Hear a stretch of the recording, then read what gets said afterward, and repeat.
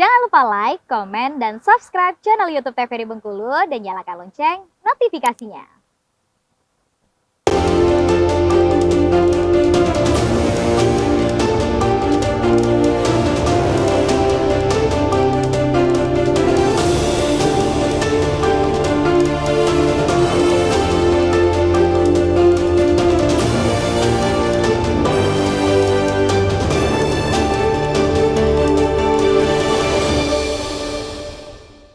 Ya pemirsa, Anda kembali menyaksikan Brendo TVRI Bengkulu edisi hari ini dengan tema budaya berbalas pantun. Dan tentunya masih dengan kedua narasumber kita, ada Bang Firdaus Alamsyah dan juga Bang Idram Syah Taher. Nah Bang Firdaus nih, pembahasan sebelumnya kita membicarakan bahwa anak muda sekarang udah mulai kurang antusiasnya nih untuk melestarikan budaya pantun. Ini kalau menurut Abang seperti apa deh Bang? Sebenarnya anak muda gini ke bukan tidak mau. Dan kalau menurut awak sendiri, anak muda itu sebenarnya tergantung kita. Walaupun kita menganggap diri kita masih muda, tapi kadang-kadang kan ada yang lebih senior daripada kita. Nah kalau seandainya lokasi atau tuh tidak difasilitasi, rasanya tidak sugonda gitu kan. Tapi dengan adanya difasilitasi, sudah tuh diajari. Dan sifatnya kini mengajar anak-anak itu tidak macam privat anak dulu.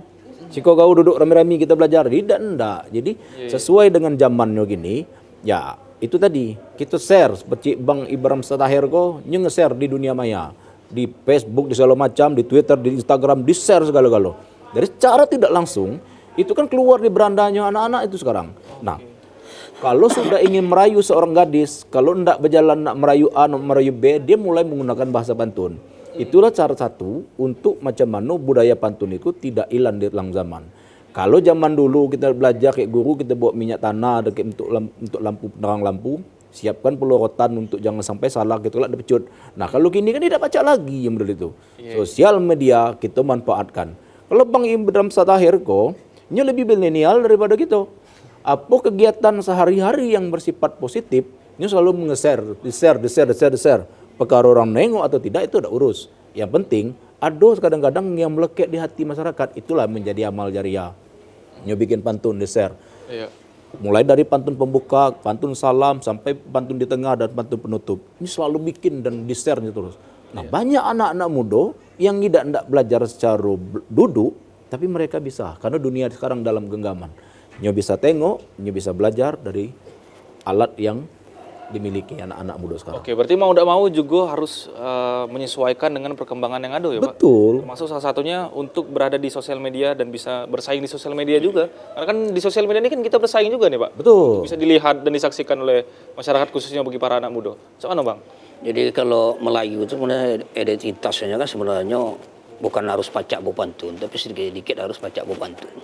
Lah dengan bolo dikecek ada bolo pantun agak nyeleneh dikit kan. Ada kok kecek ni kok pantun yang agak kusut juga tu. Kita dengar ni kan tidak lemak kan kadang-kadang tu kan. Wa mangga mas tak soyun ke saya juluk gala ko sangkut.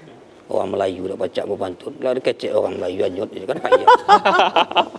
Jadi bukan harus pacak pantun tapi dikit-dikit harus belajar pantun. Tidaknya mengetahui. Tahu dasar lah.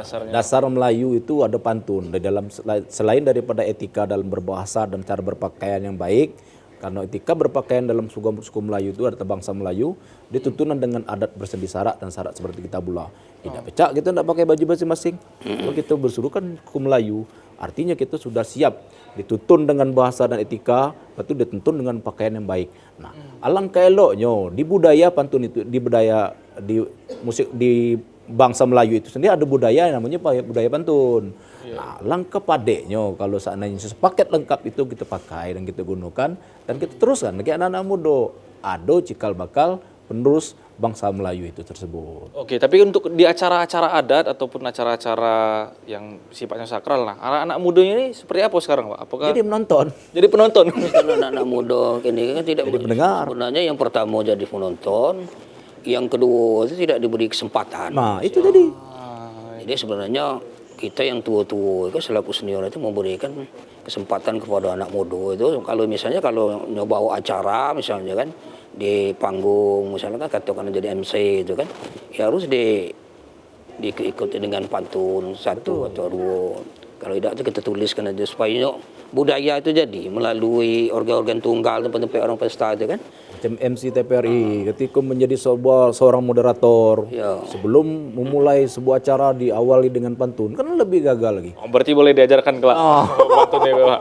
Ya, jadi kalau untuk kita Cik Dram sendiri sudah mengarang pantun itu kini sudah 493 pantun.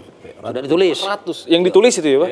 Sudah ditulis, sudah diketik lah, itu kan tidak dibuatkan satu buku. Kita lagi minta tolong sama orang di Dinas Provinsi DKI Kota, itu rencananya 1000. 1000 pantun. Pantun. Rencana buat 1000 pantun.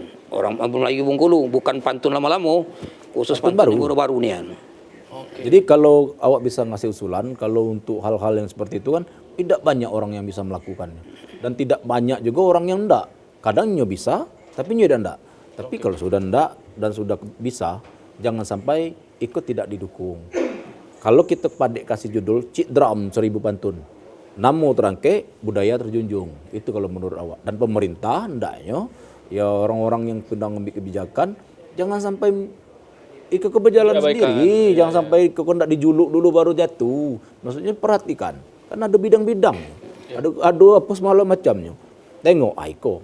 Tak perlu nak kita jadi pengemis dulu, baru disambut. Nah, tahu dan tugas masing-masing. Kita sebagai seniman dan budayawan bekerja sesuai porsi.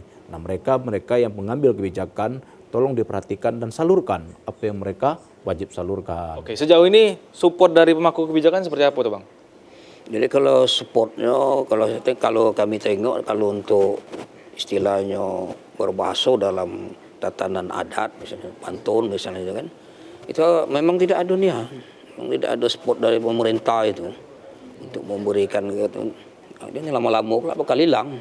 Kalau tidak gitu mulai dari itu, makanya saya buat itu buku panduan untuk berpantun itu, macam mana cara berpantun itu kan, itu buat. Oke, berarti sejauh ini jalan sendiri nih Bang? Jalan sendiri. Udah itu kalau di Kelurahan Berkas tuh ada orang gitu juga yang sengaja membuat apa namanya?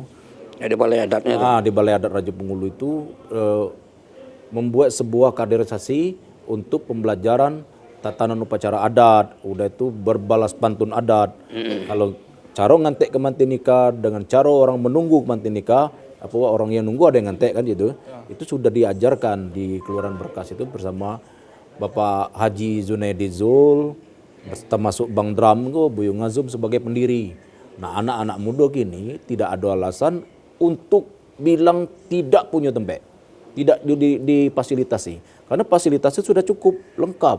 Selain daripada buku panduan yang sudah disiapkan, selain Bang Dram, Bang Junai, dan Buyung Ngazum itu sudah siapkan. Nah, mereka juga kalau untuk belajar tidak dipungut biaya sepeser pun. Jadi alangkah laginya kalau seandainya mengaku orang Bengkulu, mengaku orang Melayu, ketika kita belajar ilmu yang tidak diambil bayaran, kita tidak enggak. Apalagi salahnya lah, payah juga gitu ngeceknya kalau seandainya anak muda tidak mau menjunjung tinggi harkat martabat bangsanya. Oke, berarti Sano diajari full dari awal? Diajari tentang bercana berpakaian bagaimana, tentang beretika sopan santun dalam bahasa. Udah tuh ketika adat itu harus ada apa aja di dalam adat itu. Udah tuh kata-kata yang harus disampaikan ketika kita mengantar pengantin nikah atau kita menunggu tamu yang datang. Itu segalanya sudah diajarkan. Termasuk salah satu pengajarnya adalah Abang Idram Sataher, Junaidi Zul, dan Buyung Ngazum. Banyak-banyak pakar-pakar senior Bengkulu seperti Ujang Samsul dan lain-lain, Datuk Atik segala macam. Kalau seandainya itu masih juga dibilang tidak kaderisasi, rasanya yang salah siapa lagi sih, tidak tahu gitu kan. Berarti karena juga sudah difasilitasi full ya Pak? Iya. Dari awal diajari benar-benar dari nol yang tidak tahu apa-apa, diajari dari awal. Kalau memang tidak ada lagi berarti memang salah anak muda ini yang tidak mau melestarikan adat dan budaya gitu. Jadi Itu tinggal sebenarnya gengsi, ya, Bang. tinggal penggerakannya. Penggerakan itu bukan kita dari misalnya dari tokoh-tokoh adat yang ada di Kota Bengkulu. Semestinya penggerakan itu kan dari pemerintah. Nah, benar lagi. Setelah ini kita akan bahas Iya. kupas tuntas lagi di segmen terakhir berkaitan dengan gerakan yang bisa menggerakkan anak muda untuk melestarikan budaya dan adat gitu Bengkulu ini. Ya pemirsa jangan kemana-mana, tetap di Brando TVRI Bengkulu.